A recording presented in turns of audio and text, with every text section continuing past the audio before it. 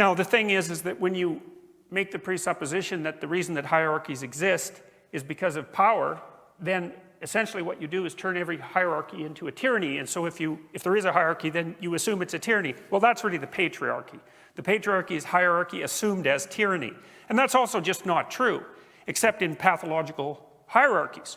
So, for example, we know from the psychological literature that the best predictors of long-term life success are intelligence and conscientiousness, in Western countries at least. And, well, that's what you'd hope for, right? You'd more or less, if you wanted even to set up a society, even if you weren't particularly smart or hardworking, you might want to set up a society where intelligence and hard work were good predictors of success, because then the people who were smart and hardworking would produce a bunch of things that you could have if you could trade for them. And of course, that is actually the situation that most of us are in.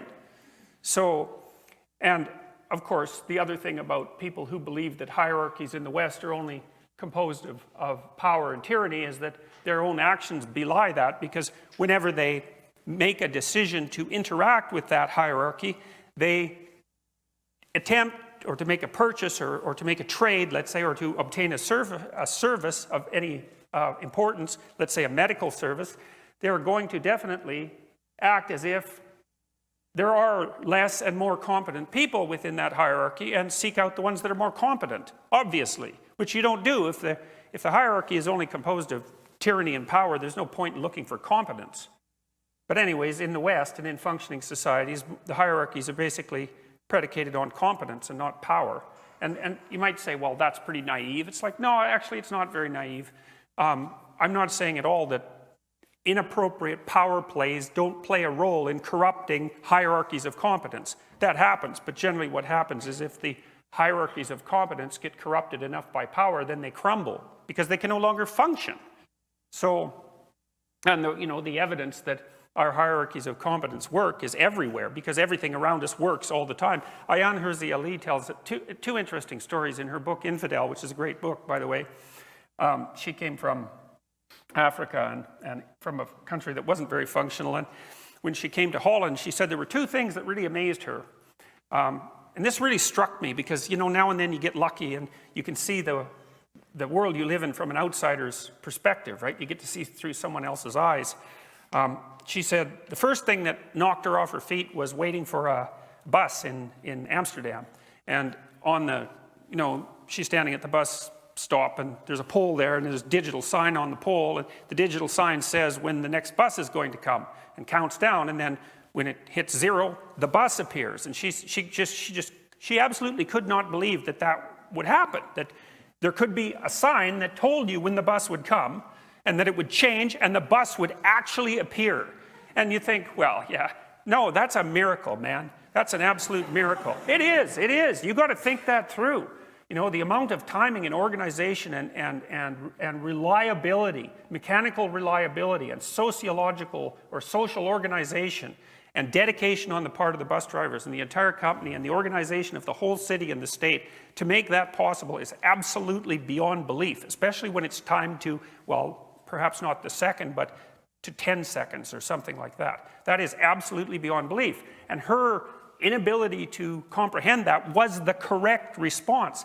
And the point is that it's absolutely ridiculous, blind, to make the assumption that the hierarchies in functioning Western democracies are fundamentally predicated on power and tyranny. And then, I can use a biological example too, because, we tend to think of animals as having dominance hierarchies, and that's predicated on power. And that idea, even though the bloody postmodernists don't believe in biology, they extend that analogy up to human beings. It's just not true.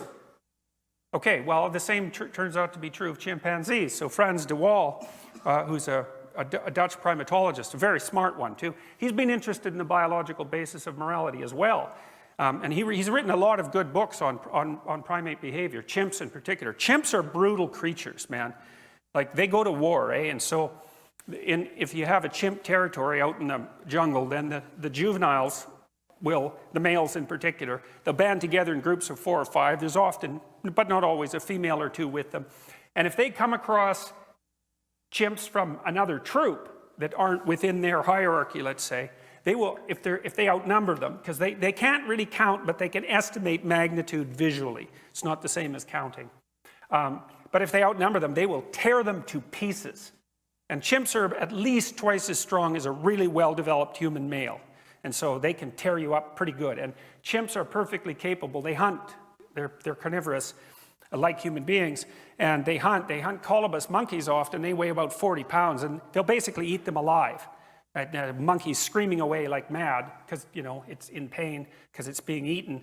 And that doesn't slow the chimps down a bit. There's no cross-species empathy stopping them from having their snack. And so chimps are very brutal creatures. And it isn't obvious they have a lot of internal inhibition of their aggression at all. Most of the inhibition is sociological. It's out in the hierarchy. And so the reason chimps aren't always aggressive with one another is because they know who can pound them and who will gang up on them and who won't. They establish their hierarchy. Anyways, you know, you think about a chimp hierarchy and you're talking about a fairly strong and aggressive creature. You might think it's biggest, ugliest, meanest, most vicious, irritable, unpleasant chimp that rises to the top. Well, that's kind of the postmodernist view of human society. But that's not the case. It happens sometimes. But what happens, and de Waal has documented this quite nicely, is that tyrant chimps lead unstable regimes.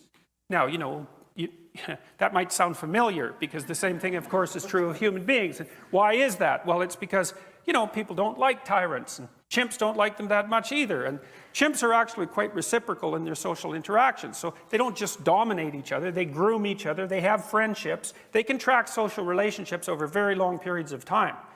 You know, and they do that. And so they engage in reciprocal interactions, let's say pro-social reciprocal interactions. And you might think, well, what's the weak point of the biggest, ugliest, toughest chimp in the troop? And that is he doesn't have any friends. And so, you know, maybe he has a bad day. He's a little hungover or whatever from eating fermented bananas or whatever he is partying with. And two of the slightly less ugly, slightly less mean chimps decide, well, this is a good time to take him out, and they tear him to pieces. And so one of the things de Waal has pointed out quite nicely is that if you want to have a stable chimp dominance hierarchy, let's call it a regime, the stable ones aren't ruled by the tyrants because the tyrants get taken out by paired up friendship dyads, something like that.